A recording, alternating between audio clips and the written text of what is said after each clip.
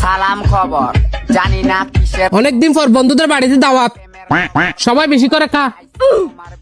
খাবার কিন্তু সেই মজা হয়েছে বেড়া। আরে বেটা বেশি কথা বলস, আগে খাওয়া শেষ কর।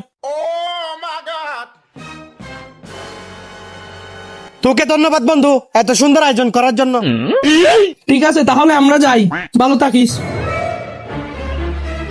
এ দাঁড়া, আমি একটু ওয়াশরুম থেকে আসি।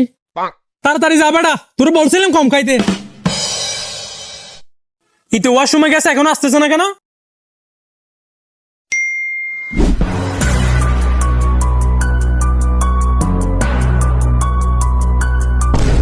চল যাই।